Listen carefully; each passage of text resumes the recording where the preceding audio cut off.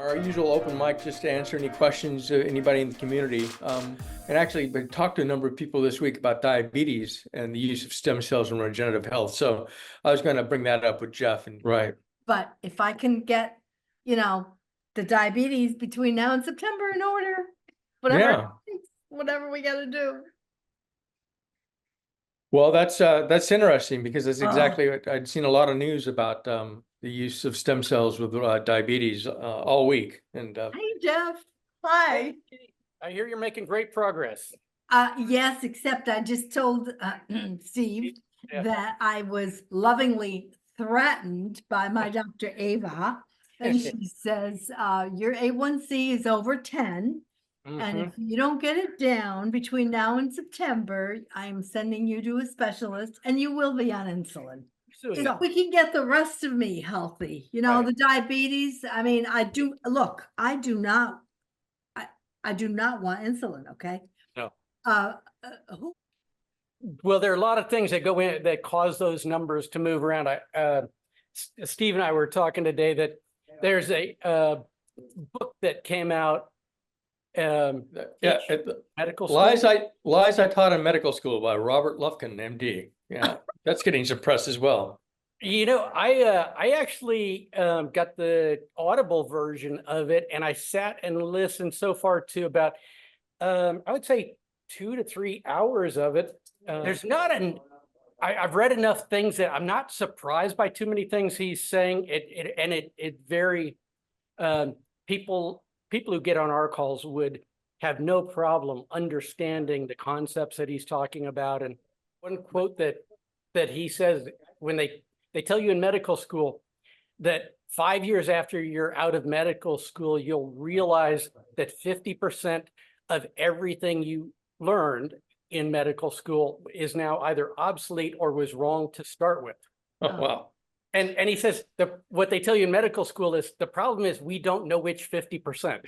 Oh, gee. But he goes through and kind of getting to Kitty and the numbers. He's now talking in a fairly holistic way about how cycle and what we put in us and what our body does to that, and how that's changed over centuries and millennia, and food guidance and what that has done, which is bad, and then the medical community responding the way it can, which is treat the symptoms with things like statins and insulin and so forth. And then he walks through in a number of these disorders, including type 1, type 2 diabetes. He walks through what causes someone to move toward type 1. And it is partly what you eat, but it is things also like stress and sleep and other things that all come into it. So it's not just, he spends a fair amount of time so far kind of repeating that the age-old mantra of telling people you need to get healthy, so eat less and exercise more. And he goes in and says it's based on some fallacies, and one fallacy is that all calories are created equal, which makes no sense at all, right? A piece of wood from a tree has a tremendous amount of calories. Go ahead and eat it and see how fat you get, right? Your body can't break down cellulose, so you will absorb none of it, and yet you just had a lot of calories. Yeah. On the other hand, and he makes one example. He goes, okay, so you go get a muffin and you eat it and it's 500 calories. You're going to need to go, for the typical person, get on the treadmill and run for at least 40 minutes to burn that off. Okay, so that the efficacy of those calories to go in and be assimilated by the body, they're different calories. The extreme is 500 basically kind of sugar calories versus 500 fat calories. Fat calories your body cannot break into sugar, and therefore they don't trigger any insulin response at all. So I can sit and eat the biggest, fattiest steak, right? And my body would just go, at some point it'll go, stop eating, we're full. And oh, by the way, our blood sugar and insulin response doesn't change at all. But you sit down with a almost anything that we have that's so rich in sugars. And the sugars can come in so many forms. They can be in pastas or fruits or you name it.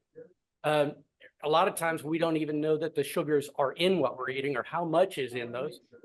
And so he spends a lot of time on it. Well, in chapter 3 on diabetes and insulin and kind of going, well, here's what we should be teaching, but we don't.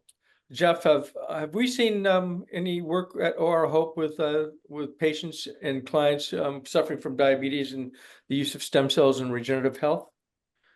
We absolutely have. We have dealt with a lot of folks who have, metabolic disorders and up to including liver cancer and pancreatic cancer and other things, but definitely have with diabetes.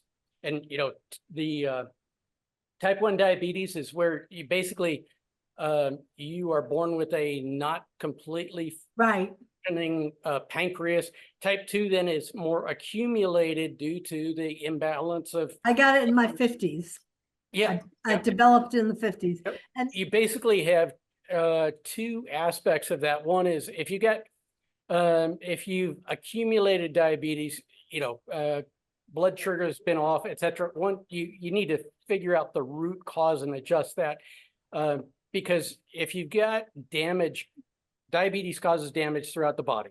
Mhm. And stem cells are going to help with that, restoring organs, tissues, etc. But it will reoccur if you don't have the right kind of metabolic balance. Yeah. And Yeah, so Jeff, just to kind of wrap up on some of our experience, why don't you take that away? just saying, matter of fact, the very first person who we met here in Mexico, who was the one who steered us to a doctor to help Lynn get well, and we went and got our little miracle with her. He's a Canadian guy in his mid-70s, and he said, oh yeah, I go there once a month and I get this tiny dose of stem cells, and it made my diabetes go away. And the irony is, one day Lynn and I were walking around town over there, and we see him walking back from his doctor's appointment. Her office about half a mile away. He's walking back, and on the way, he turns into a post-stress shop, so the dessert shop. So I get my stem cells, and therefore I don't have to worry about diabetes, and I'm go right to my sweet tooth. But right. But yes, it does. It absolutely.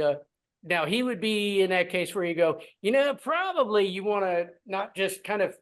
I think his view was, listen, at my age, at the stem cells are going to take care of the diabetes, I'm going to get myself some cookies. Hey, that sounds like a very reasonable thing. And it's really interesting to see all these studies, all these new research coming out showing the effectiveness of stem cells now, and also the fact that we've seen it ourselves firsthand. And that's just really great and encouraging. So that's really great. Hey, well, check in with us 2 weeks from now on the call. Love that. See you, everybody. Take care. And we'll see you in 2 weeks. Look forward to it. Bye-bye.